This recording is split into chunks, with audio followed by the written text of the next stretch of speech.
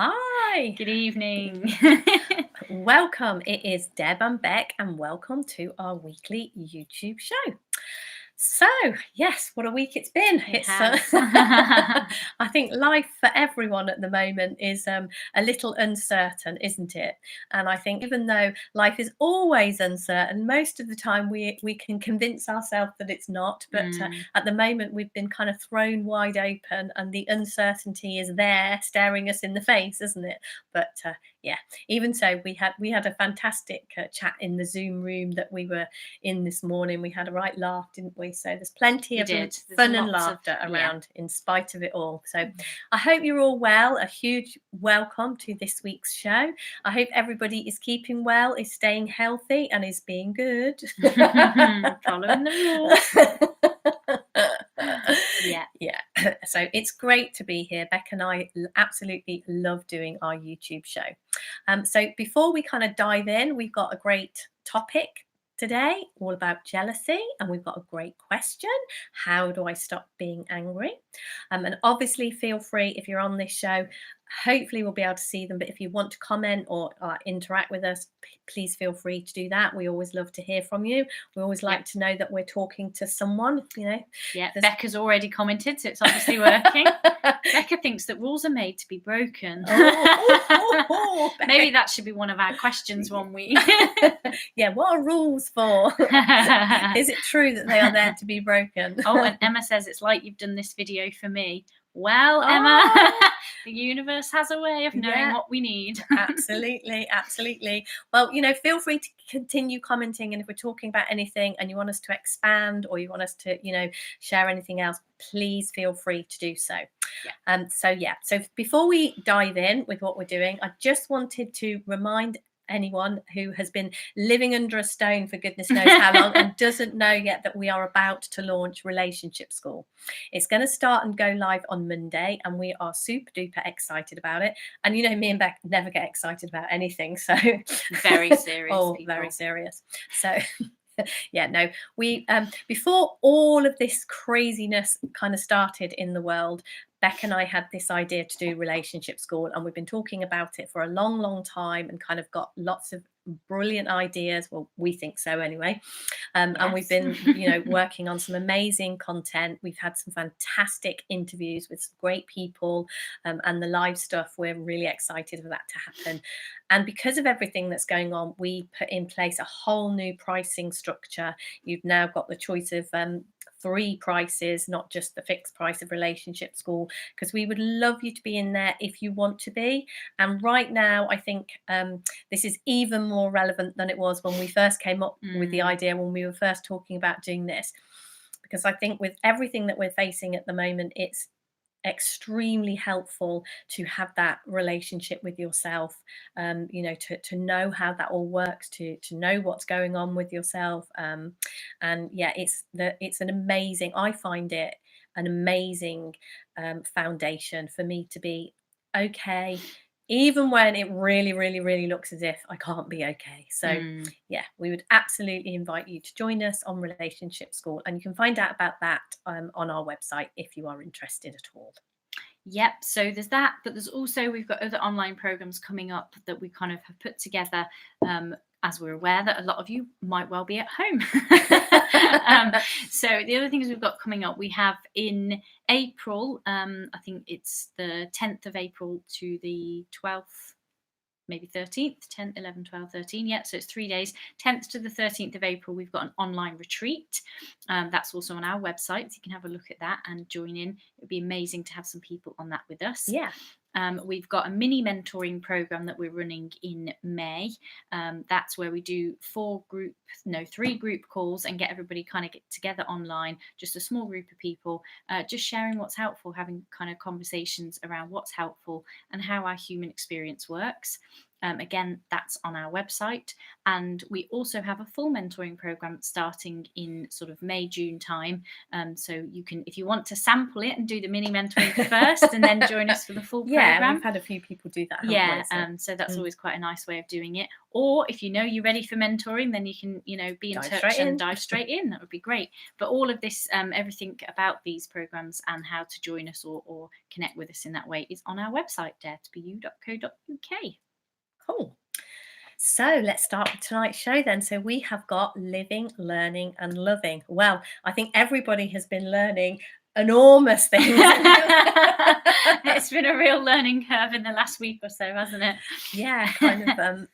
It's interesting, isn't it, what you learn about yourself when something like this happens, when things around you change a lot quite quickly. Suddenly someone tells you that you can't go out, tells you that you can't go and see your nearest and dearest, can't interact face to face with your friends. It's really, really interesting, isn't it, what you learn about yourself.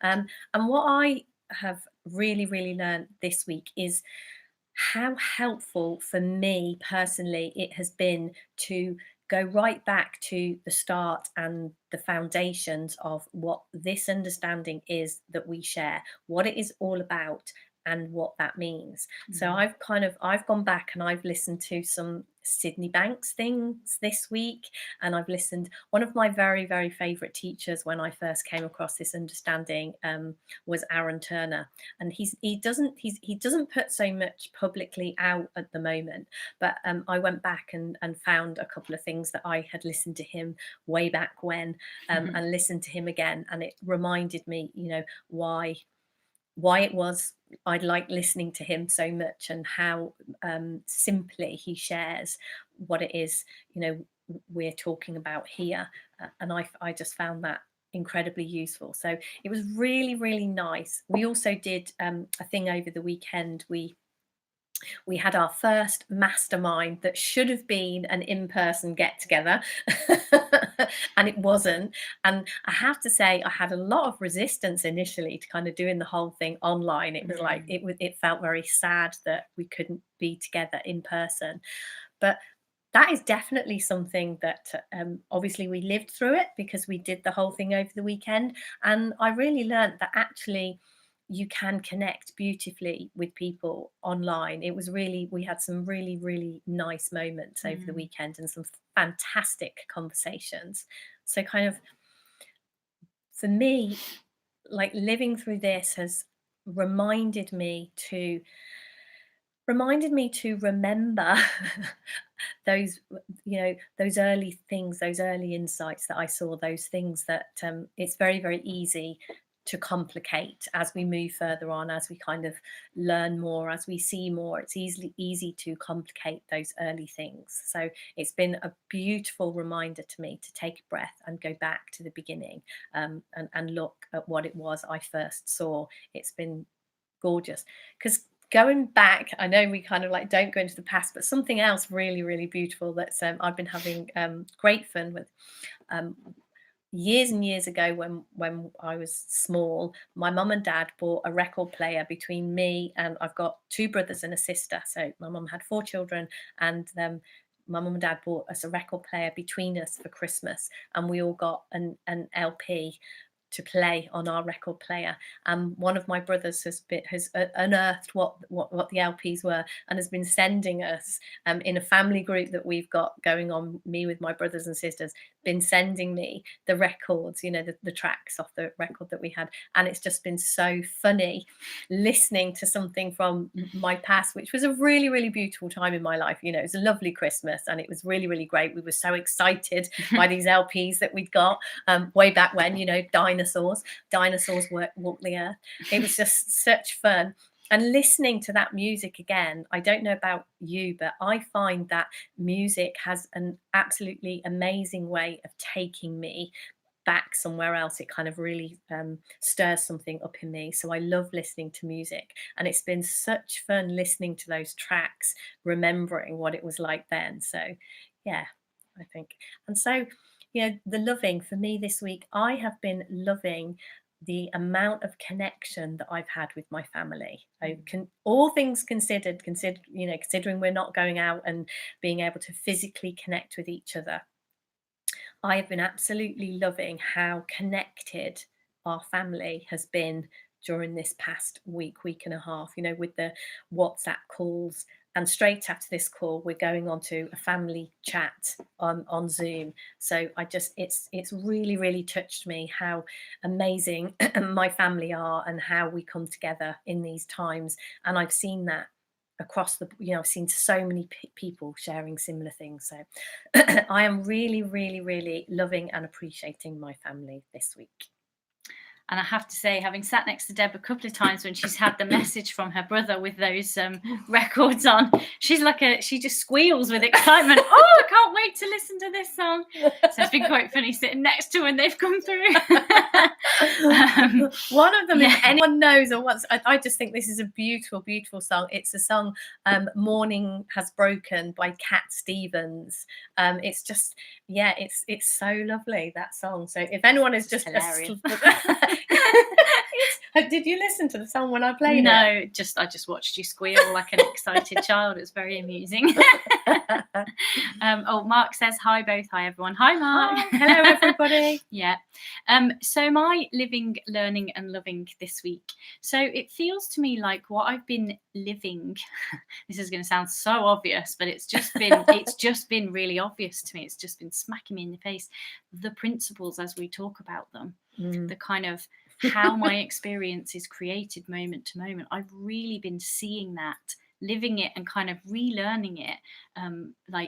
We kind of come on these shows and we do our videos and we do, whatever we do, we work with people, we have webinars, that kind of thing. And we talk about our experiences created moment to moment by the thinking we're having, we feel what we think. And sometimes I'm kind of saying it going, yeah, I know that's true, but I can't really grasp a kind of full-on experience of that recently.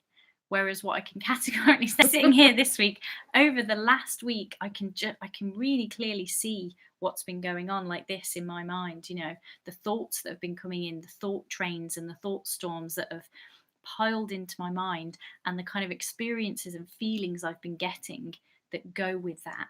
Like I've definitely been having a roller coaster in the last week, and it's been really interesting to me to kind of watch what my thinking is doing, and also kind of that layer of thinking that says, so this, what's going on here, and sometimes in a beating myself up way, you should know better, you shouldn't be feeling this, and sometimes in just okay, so what and what you talk about is this, can you see it here?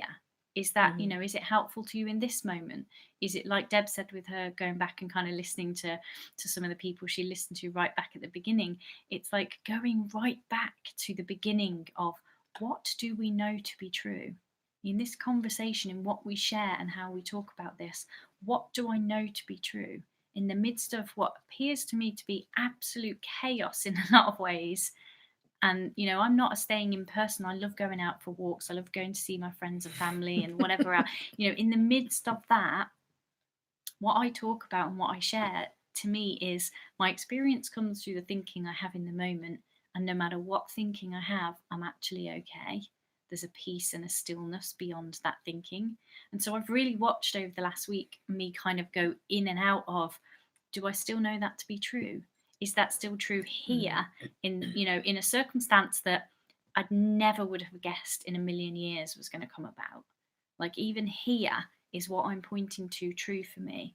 And I'm watching it being true. I'm watching myself go into some stories and thinking and feeling pretty damn scared, pretty damn weirded out, pretty damn alone, whatever it might be. And then I'm watching myself come out of it and see my okayness.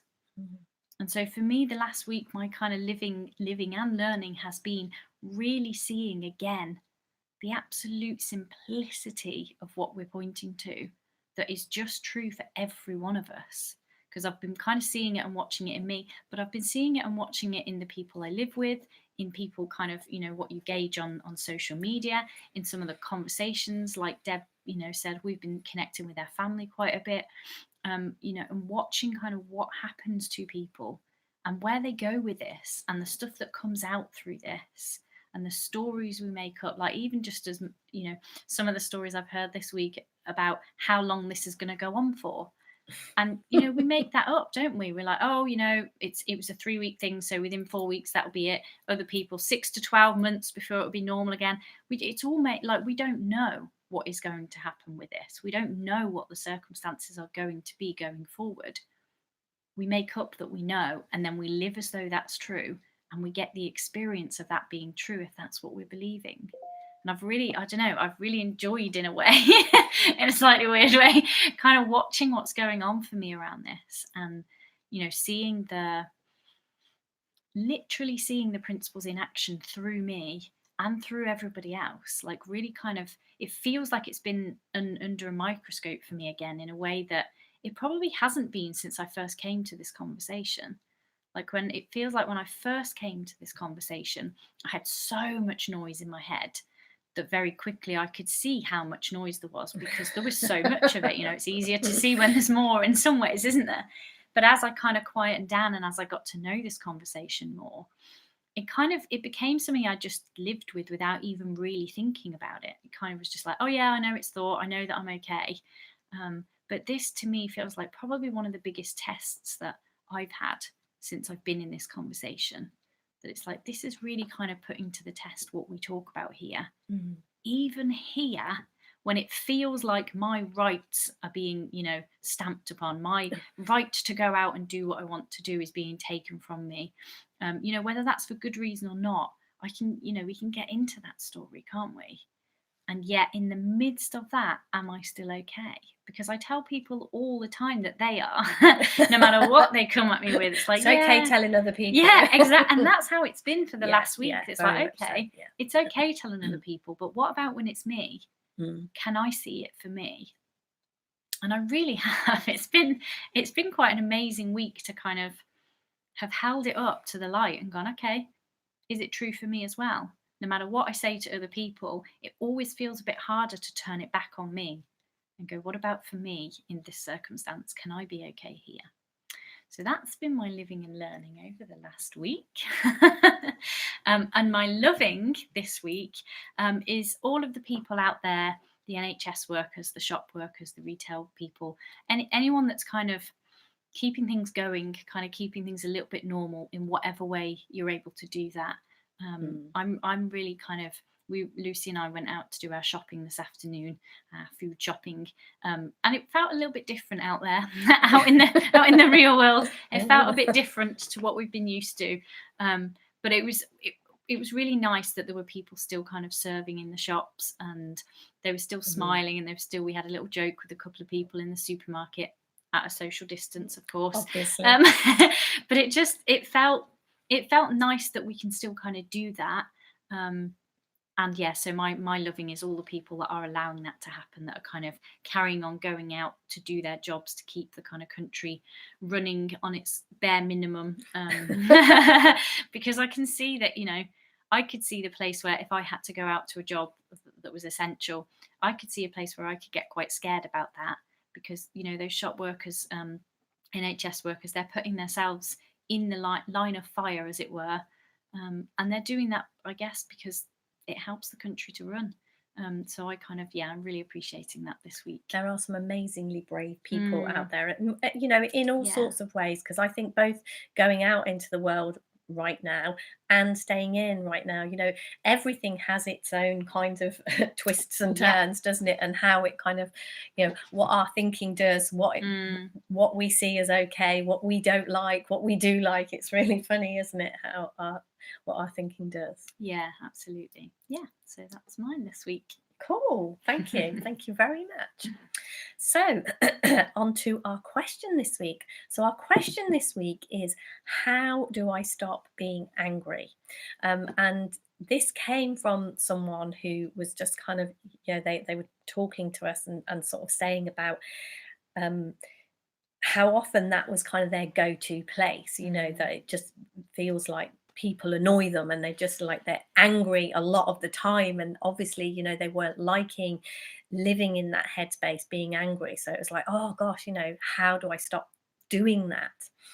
And one of the things I kind of wanted to share at first was how many times I have seen people come to this conversation for one particular thing that they really, really, really, want to be different.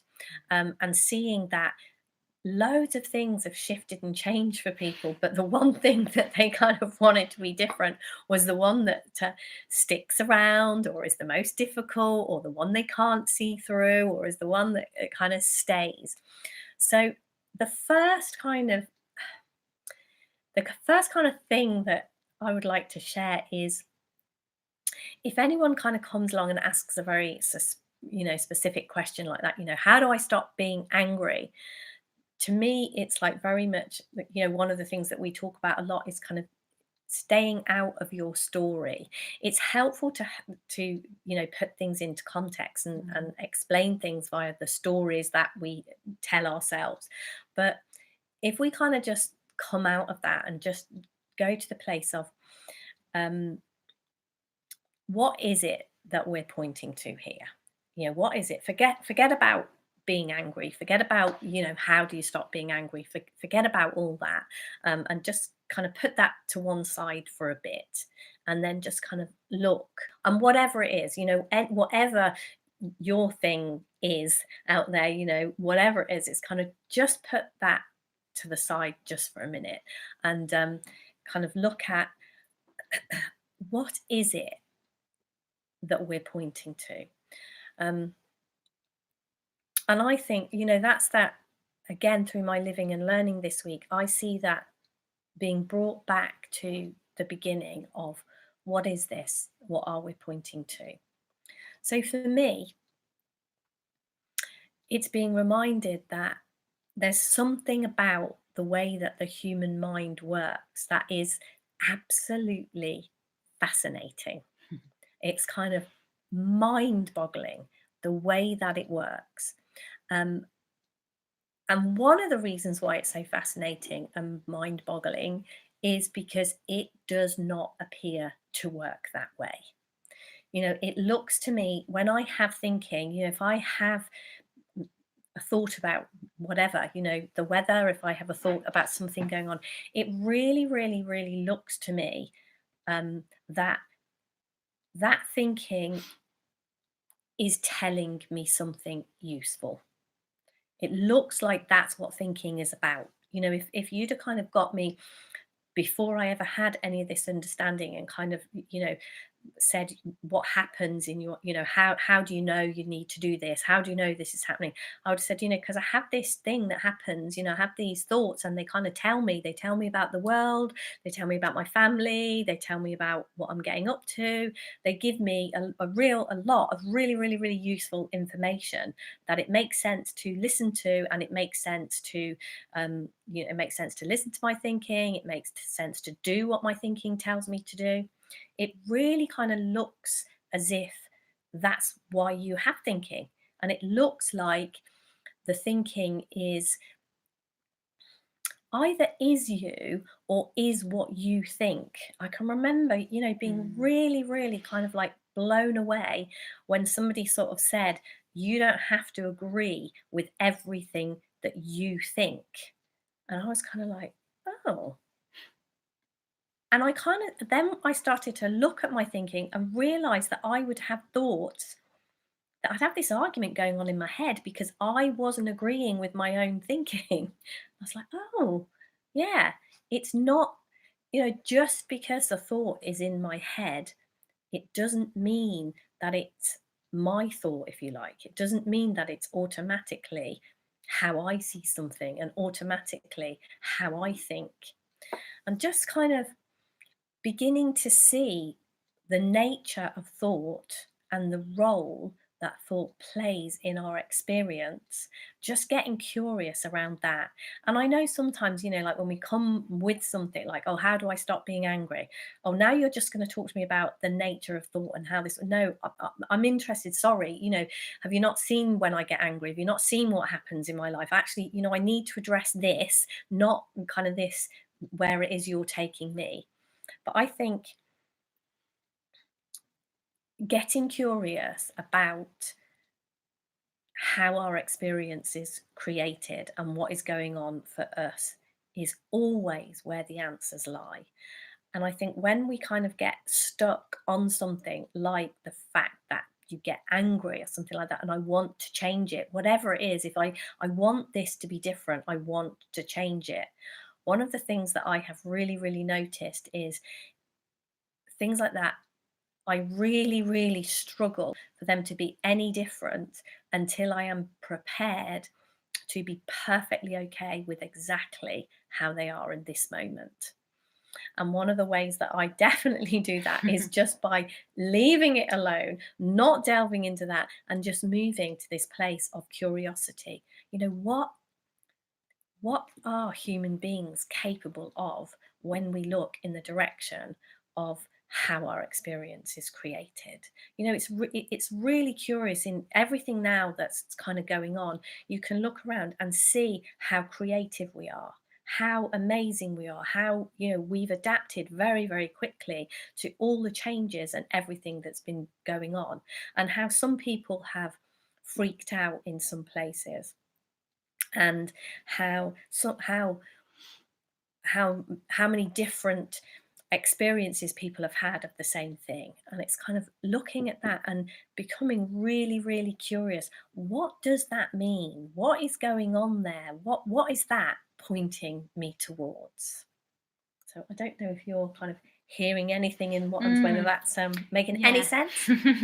We often when we have a client say for the first time, we'll ask them to, exactly like Deb was saying there, almost park what it is that they've come with, and kind of just, can they trust the process that we're going to go through to see kind of what results might come, what might feel different for them afterwards, without it being too hooked into, this is what I came with, this is my problem, and this is what needs changing.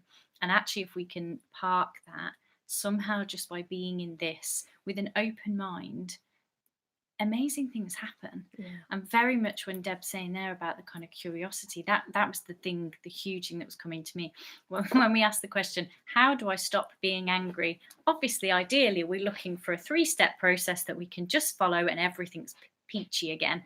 If you've and you're never angry again. Yeah, if you've hung around with us one little bit, you'll probably know that's not what you're going to get when you ask us that. Sorry. But the good news is that, like, to me, it's like, if that's how this works, that actually we get to be curious and find our own answers, it works better than a kind of process, because a process sometimes can be, it's very geared up for every single person being absolutely identical. And I think cookie cutter. Yeah, and I think we kind of all know that we're not, don't we? We kind of know that we all have our, you know, things that we feel angry about, and someone else, you're watching them going, oh, they didn't get angry, why is that? So it actually, the way this system works is amazing, because it really means that we get to get a personalized answer to whatever it is that's kind of going on for us. And so that, for me, the getting curious is really, really huge here.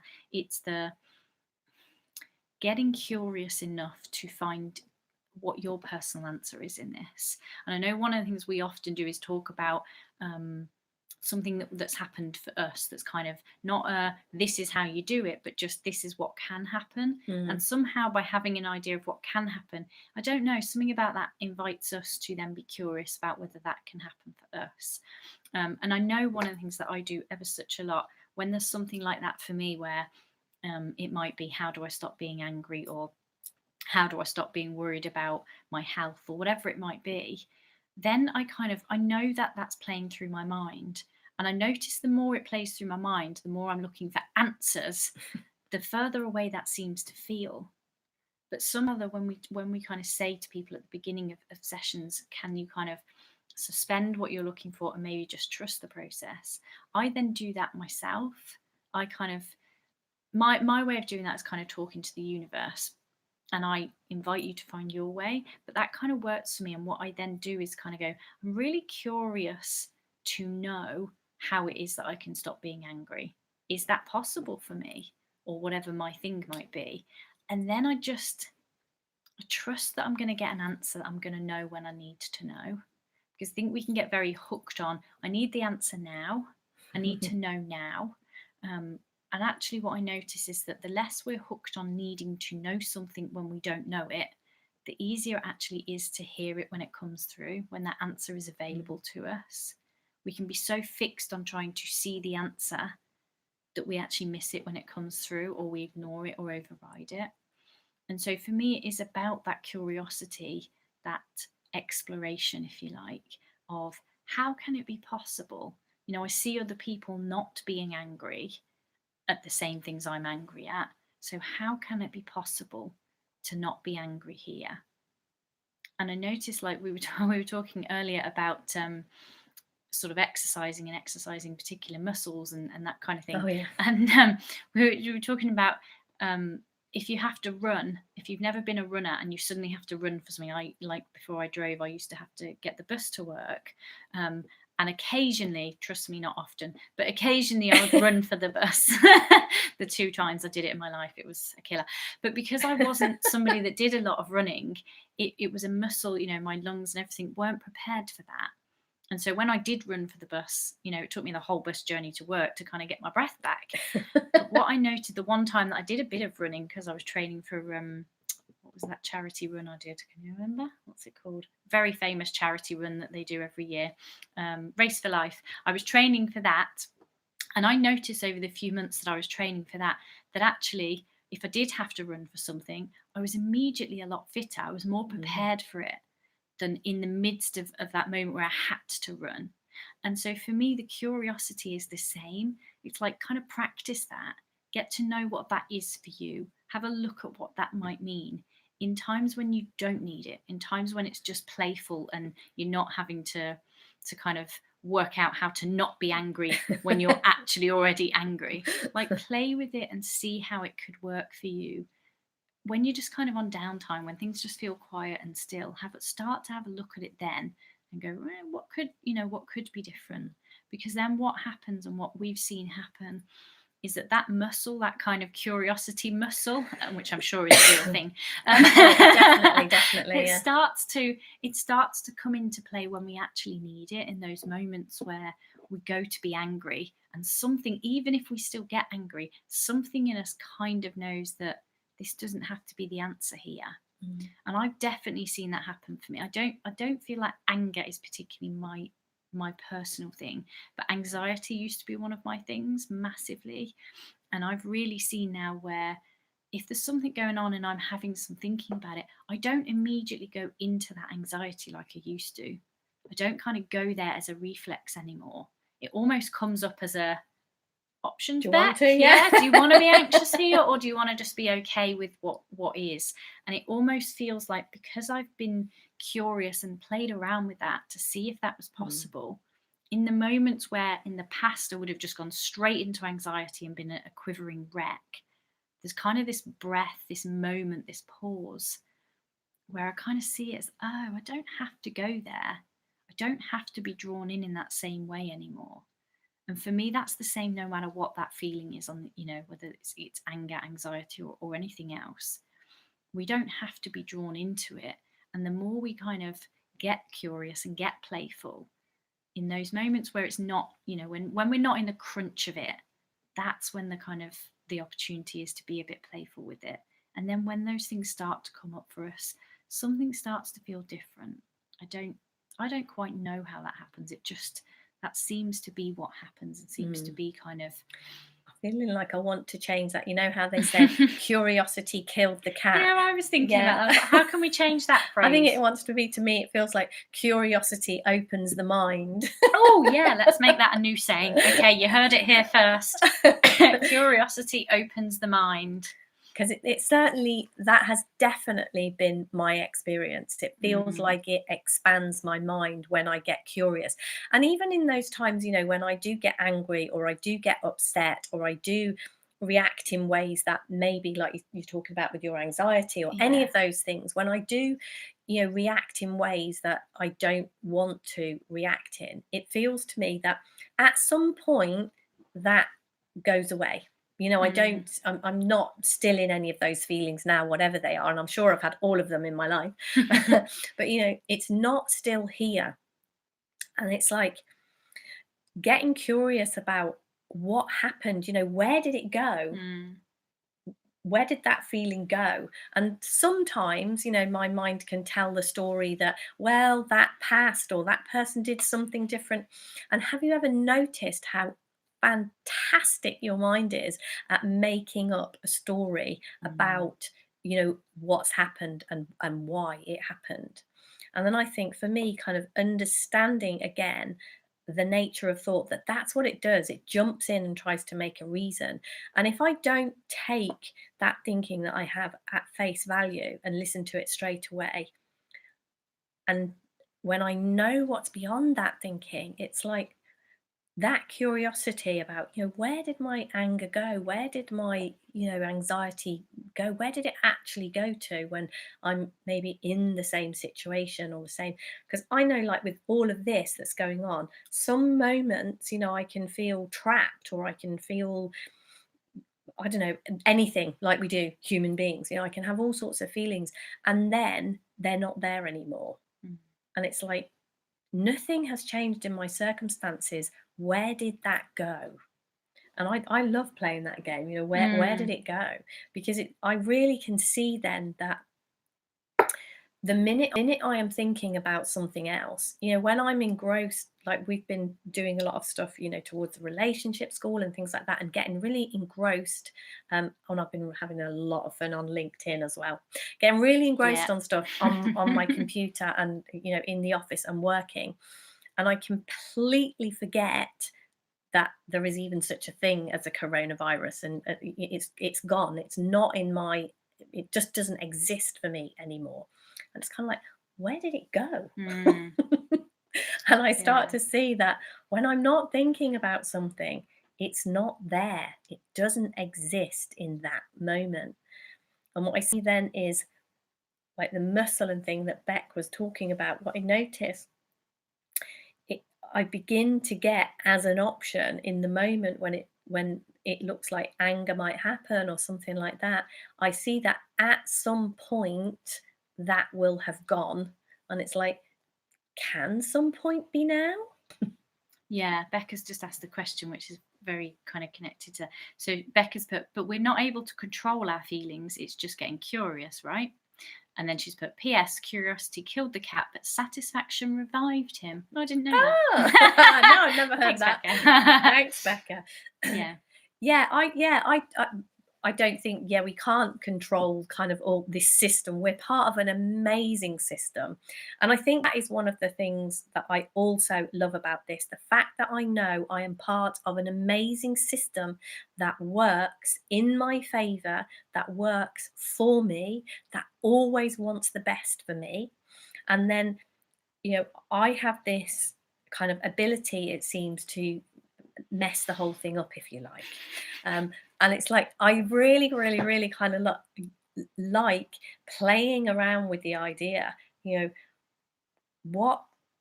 how does this work, and how can I kind of go with what is happening? I know one day when we were with a client and we went out for a walk and we went to the beach and we were watching the waves, and the waves were so powerful, like pounding in on the beach. It was breathtaking to watch it.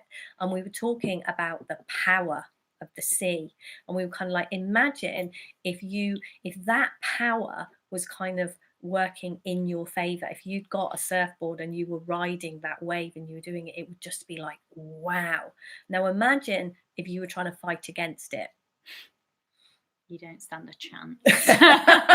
It's not a good idea. And I kind of think that the human system is rather like that. If we do kind of learn to serve is a great word, surf, then, and we surf that, it is just such an amazing experience. But when we try to fight against it, we lose, but only always. And I think it's the same, and definitely one of the things I have noticed for myself personally is that trying to control my feelings and trying to control my thinking, I never got on very well with trying to do that. No. It's a thankless task, as they say. So it doesn't look, if someone else has had a different experience, please feel free to share. But in my experience, when I kind of first came across conversations about thinking and the fact that we feel what we think, it looked so obvious to me. Okay, well, just don't ever think a bad thought then. But yeah, pretty quickly into that, I was like, yeah, this 10 is just seconds later. Yeah, it becomes a very hard job, doesn't it, to Yeah, kind of control our so thinking. I don't think we can control our emotions or control our thinking, but equally, there is definitely something absolutely mind-blowingly amazing about human beings, that we have the capability to learn about ourselves. And it feels like this understanding gives us the best option of having an amazing human experience that is available. That's certainly been my experience. Yeah, it feels to me like what the curiosity does is not about controlling the feelings. It's about what ends up happening, or what's certainly been my experience that happens as we get that kind of curiosity, is that I either get one, sort of healthier thoughts and feelings more often, and or I take those feelings less seriously, like I'm way less interested in them. Like, Yeah. it isn't that I'm not getting those feelings, I'm still a human being that has, this kind of a feeling system. But instead of diving in and actually taking those feelings seriously, I used to live more like this. And somehow the getting curious has brought it more to a kind of, it's like Deb was saying about the waves. It's almost like it used to be a stormy head that I lived in, and now it's more like a kind of gentle tide in and out. And that just, for me, that's what the curiosity is about. It's way less about having to control it and more about the byproduct is kind of that becomes a calmer feeling in me. Like, I'm less interested in what those feelings are and what, I don't try and connect them to this person said that or that happened. I just see it for what it is and then trust that it passes. And the experience of it then is a far calmer experience. Yeah. So, great question. Thanks, Becca. So, on to our topic. I hope that kind of answered the question a little bit. And obviously, if you've got any more you want to know about that, we're always popping up somewhere. So, feel free to connect. So, our topic today is jealousy. And that is a really, really interesting one. And we were asked about jealousy because we were talking to someone they were in lockdown, as we're in lockdown, and they were kind of saying, I can't remember who it was they were saying they were jealous of, but they were kind of going, oh, I've got all this stuff coming up, and I'm actually jealous of all sorts of people. And it's really interesting because I could see my head, like, we live in a farmhouse, which is a pretty big farmhouse. We have space here, we can get away from each other if we need to. We live in the middle of some absolutely beautiful countryside, and we can walk, we can go out of our door, and the farmers have given us permission to wander around on the land, and you usually don't see anyone else, and the weather has been really nice and we can go all over the place. And then I saw somebody post a picture of the sea, which is only, like 10 minutes down the road from us. And I'm like, oh, you can walk to this, only, like 10 minutes down the road from us. And I'm like, oh, you can walk to the sea. Well, that's not fair. And it's really interesting, isn't it? Even, how our mind, how we go into that comparing mode, and how we go into, and one of the ways that kind of shows itself is jealousy of other people. And kind of, it's that whole, our mind can do it in so many different ways, can't it? Yeah. Go with jealousy, someone's better than me, someone's got something that I should have, someone's got something, it's not fair, so many ways that our mind can do that. And for me, again, it's kind of looking at those thoughts that we have about that. And when I had that moment of seeing that picture of the sea and that thought, oh, it's not fair that they can go to the sea, and right now I can't just go and see the sea. And the whole point of me moving here was so that I could go to the sea whenever I want to, and now I can't go to the sea and I want to, and feeling jealous of someone else. For me, the whole point of that is like, it's fine that I have that thinking, but one of the things that I know Beck and I have had quite a lot of conversations about is zero tolerance of our thinking that leads to any kind of like suffering, really. Um, you know, because it feels to me that in this human experience, with an understanding of how our minds work, it is available to us to not suffer, and certainly to suffer way less than we do. And I noticed that when I kind of had the thinking, um, it's not fair, and I want to be able to do that, it comes, I mean, it's not too bad and it wasn't a big deal, but it comes with, it's not a nice feeling. It's a tight, it makes me suffer. And one of the things that I have noticed when I kind of go to this place of zero tolerance of thinking that causes me suffering, when I'm just not interested in entertaining that thinking. I'm just not interested in kind of continuing that story. I'm just not interested in getting involved with that. I'm not interested in getting into it. I'm just, I'm going to have zero tolerance of that kind of thinking. And I notice that as soon as that thought occurs to me, which is, again, it comes back to me to that muscle thing, I think, because we've played around with this, and because that was actually something that actually happened to me. I was looking through Facebook and I was like, oh, well, that's not fair, is it? I really want to go there, and it's not fair that I can't go there. And I didn't like the feeling. And then I was like, the thought popped into my head, zero tolerance of that thinking, moving on. And we're absolutely not talking about control here. And I think kind of what we're pointing towards is what is available as we begin to understand. Because I think before I'd ever come across this understanding, before I'd ever had a conversation about zero tolerance of that kind of thinking, I wouldn't have even known it was a thing. And if I had had the thought that it's not fair that I can't go to that beach, wouldn't have looked like a thought to me. It would have looked like a reality, that this is a situation that I am in, that I have been told I can't drive, to do that. I can't go to the beach. I'm not supposed to be going out at the moment. So the situation I am in says I can't go, is saying I can't go to that beach, and it's not fair. And I would have been, yeah, I'm right about that. It's not fair. I'm absolutely right. That is true. It's, I'm right about that. And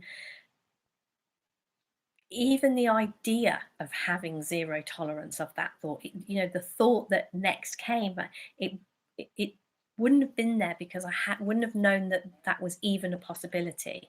But for me, what happens, that curiosity opens your mind. What happens is, because in other conversations at other times, we've had that conversation, Beck and I, about zero tolerance. That was kind of like the next thought that came into my head. And I didn't do that. I didn't make it happen. I don't know how it happened. But the next thing that occurred to me was zero tolerance of that thought. And that one came with a much lighter feeling. That came with a much, yeah, I really like the idea of zero tolerance of that. Let's move on. And I'd moved on. Now, that feels to me like it wasn't something that I did, it was something that happened as a byproduct of how we play around with this understanding.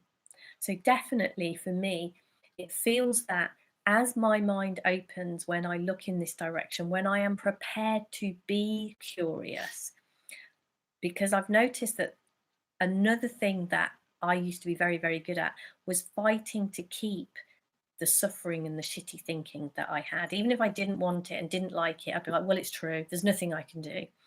So just being willing to be curious and to look for something different has opened my mind to such an extent that it feels like way more of that is what comes into my mind at any given moment. It just feels like all sorts of things are available to me that just didn't look like they were available before I was curious about this type of thing. It's I don't know if I knew the jealousy thing had come from I couldn't remember where it come from. So I'm looking at jealousy on the board thinking, yeah, that used to be me in every single relationship I've ever had. So I'm going to talk about it more from a kind of relationships thing. But I think kind of both, you know, whatever it is you're jealous of or can have jealous thinking about, it's all relevant. What I for me, any partner I ever had, any best friend I ever had, even just a, you know, a good friend or someone, I used to be absolutely terribly jealous. Like, you couldn't have, you know, if you were my best friend, you weren't allowed to have other friends, you know, you weren't allowed to spend time with other friends. That's not acceptable. You know, and my partner, if they so much as were in a room with somebody else that was semi pretty, then absolutely not. You know, I was seriously quite riddled with jealousy. And one of the things for me that, as I got to, you know, as I came into this conversation and got to know more about how this works, there were kind of a few things that I really saw. And the first, kind of the really big one for me, was that my okayness doesn't rest on that person behaving the way that I think they should. Or not having another best friend, or, you know, not being having a conversation with someone who's pretty, or whatever it might be. Like, there's something about us as human beings that is perfectly okay and perfectly at peace and undamageable. And so for me, I didn't used to know that. It looked to me like my partner couldn't find anybody else attractive because that would do some damage to me. My best friend wasn't allowed to like other people. You know, they could have friends, but they couldn't like them as much as they liked me. Had to tell you that you were the I was obviously the best one. Reassurance that you were still their best friend. Because I had to be the best. If I wasn't the best, then what did that mean about me? If they thought somebody else was almost as much fun as me, then that meant something about me. And you know, just in all sorts of areas of my life, it looked to me like people had to behave the way I wanted them to for me to feel okay about myself. And one of the very first really big insights that I had was around seeing that the love and the okayness that I felt like my partners and my best friends had to give me actually was already mine. And they didn't need to do anything for me to feel that love and that okayness. Because for me, that's what jealousy comes down to. It comes down to us thinking we are not okay if, because it's, you know, whether it's in Deb's example, I'm not okay if I can't go to that beautiful beach. Definitely, yeah. I'm not okay if my partner thinks another person is attractive. I'm not okay if my best friend thinks someone else is as much fun as me. It makes us want those things, yeah, doesn't it? Makes it want it to be like that. Yeah, I can, you know, I want that person to be my best friend and they can't be friends with anyone else. I want my partner not to ever speak to anybody else in case they find them attractive. It becomes this place that we hang our okayness. It becomes this place that we rest our peace of mind on it. You know, and I used to drive myself insane with the ideas of what my partner was getting up to when I wasn't there. You know, those kinds of things. And what I also saw was that even if I got jealous, it wasn't actually going to stop people doing what they were going to do with the thinking that made sense to them. You know, I could be jealous and my partner could behave impeccably and never find another person attractive ever. I could be jealous and he could be finding everybody in the world more attractive than me. My jealousy wasn't going to change which one of those he was doing. He was going to do what was making sense to him. You know, the same with my friends or anybody else that I had that kind of jealousy about. They were going to do what made sense to them, regardless of whether I got jealous or not. And so I was really, really thankful when it came about, when I saw reams, I'd be really stung. Something else you can't control. Other people. Like, if my peace of mind rested on those people behaving the way I thought they should, that our peace of mind doesn't rest on that. For me, somehow jealousy has, I mean, I'm sure there's moments where I have that. I'm not saying, but a lot like we pointed to tonight, what tends to happen is if that comes for me now, it's more of a, oh, isn't that interesting that I think that I'm not okay if they, whatever the end of that sentence might be, if my best friend has another friend that they dare to go out with, or, you know, or if my partner mentions somebody else's name in conversation and I'm like, who's that then? You know, if that comes for me now, I notice that I'm I'm trying to hook my okayness and my peace of mind to it. Mm. And that doesn't do me any favors, because people aren't going to behave the way I tell them to, or think they should, or expect them to. And, you know, the more jealous I get, the less likely, you know, I am to be able to see my peace of mind. And it's going to have probably little to no impact on anybody else anyway.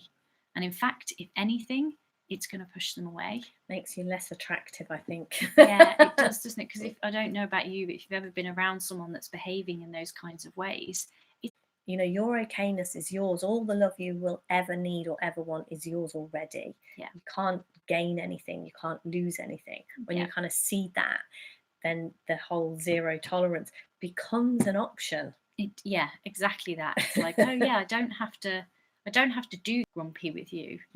So it's the seeing of how we truly work, where our peace of mind really comes from, where our feelings really come from. Something that, yeah, that opens up in us the option to have zero tolerance for it.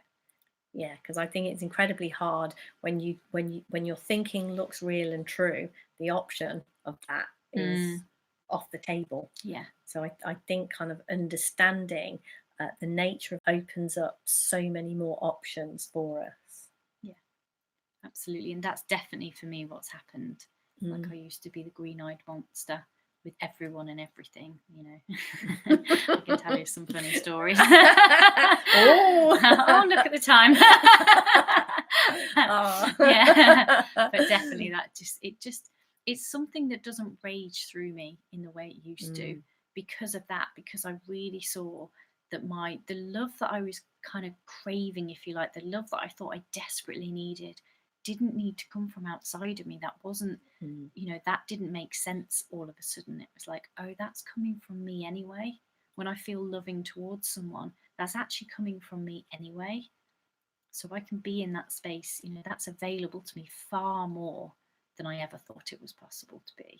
I think that is something huge to see. And when we see that about other people as well, you know, when we see that they don't need us. My thing used to be kind of like, obviously we would love to have you, if you're not already joining Relationship School, we would love you to be a part of that. But anyway, we would really love you to join us on the show again next week. And we're all also going to be in a few other places. What day is it? Wednesday. So we will be live in the morning. We will be live in our Facebook group. What time are we on there? Can you remember? About 10 o'clock. About 10 o'clock in the Facebook group. And then on Friday, we have a coffee and a chat as we're opening a Zoom room. So you can pop in and see us there.